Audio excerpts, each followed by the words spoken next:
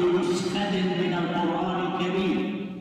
আল আকসা মসজিদের ইমাম শেখ একরিমা সাবরি জুমার খুতবায় বলেছেন, আরব বিশ্ব একটি ভয়ানক গাফিলতির মধ্যে রয়েছে। তারা বিস্ময়ের সাথে টিভিতে দেখছে আমাদের সাথে কি ঘটছে। হে আরব জাতি, তোমরা আজ কোথায়? তোমরা কি অন্ধ এবং বধির হয়ে গেছো? আমাদেরকে দুশমনদের হাতে তুলে দিয়ে তোমরা ফুটবল, টিভি সিরিজ এবং নাচ গান নিয়ে মেতে আছো। আল্লাহর কাছে আমরা একদিন সাক্ষ্য দেব।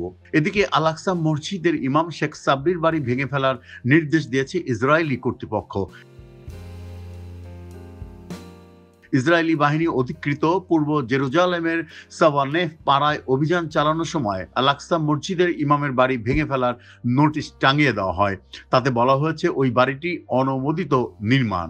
প্রত্যক্ষদর্শীরা বলছেন, ইসরায়েলি পুলিশ এবং গোয়েন্দাদের একটি বড় বাহিনী গত রোববার সকালে পূর্ব জেরুজালেমের সাওয়ানে পাড়ায় 85 বছর বয়সী শেখ সাবরি যে অ্যাপার্টমেন্টে বাস করেন সেই অ্যাপার্টমেন্ট সহ ভবনটিতে অভিযান চালায়। ইসরায়েলি বাহিনী ইমামের বাড়িটির দরজায় ভেঙে ফেলার আদেশ টানিয়ে দিয়েছে। প্রত্যক্ষদর্শীদের মতে ভবনটি অনেক বছর আগে নির্মিত হয়েছিল এবং 18টি আবাসিক অ্যাপার্টমেন্টে 100 জনেরও বেশি ফিলিস্তিন বাস করে।